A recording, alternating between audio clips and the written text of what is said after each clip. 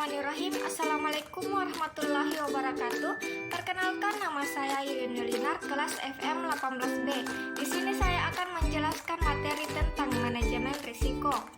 Baik, yang pertama yaitu pengertian manajemen risiko. Manajemen risiko adalah segala proses kegiatan yang dilakukan semata untuk meminimalkan bahkan mencegah terjadinya risiko perusahaan. Di dalamnya ada kegiatan identifikasi, perencanaan, strategi, tindakan, pengawasan, dan evaluasi terhadap hal-hal negatif yang kemungkinan akan menimpa usaha.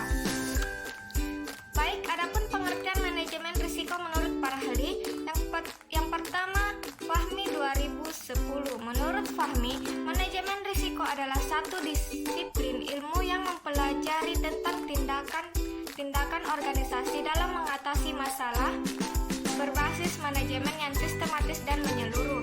Yang kedua, Darmawi 2014. Menurut Darmawi, manajemen risiko adalah suatu usaha untuk mengetahui, menganalisis, serta mengendalikan risiko dalam setiap kegiatan perusahaan dengan tujuan untuk memperoleh efektivitas dan efisiensi yang lebih tinggi.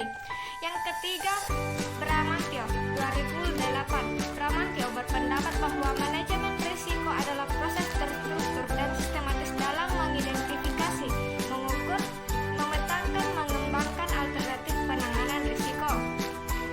Komponen manajemen risiko. Manajemen risiko memiliki komponen tertentu yang membedakannya dengan manajemen bisnis lain. Instrumen inilah yang harus ada di dalam manajemen, baru proses pelaksanaannya bisa dilakukan dengan maksimal. Ini dia komponen yang dimaksud. Yang pertama yaitu lingkungan internal, yang kedua penentuan sasaran, yang ketiga identifikasi peristiwa, yang keempat penilaian risiko, yang kelima tanggapan risiko, yang keenam aktivitas pengendalian, yang ketujuh informasi dan komunikasi, dan yang kedelapan pemantauan atau monitoring.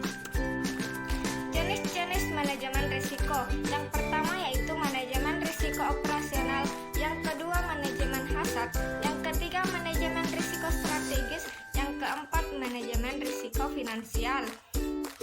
Dengan adanya manajemen itu, tentu pihak perusahaan akan memberikan perlindungan terhadap segala aset perusahaan.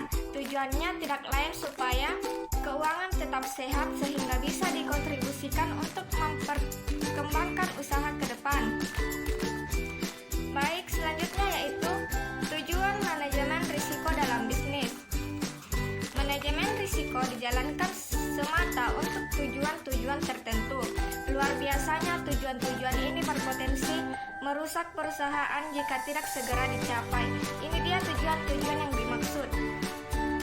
Yang pertama yaitu untuk melindungi perusahaan dari risiko bisnis yang berbahaya. Yang kedua, membantu pembuatan kerangka kerja. Yang ketiga, sebagai peringatan kewaspadaan. Yang keempat, meningkatkan kinerja perusahaan. Yang kelima, sosialisasi manajemen risiko.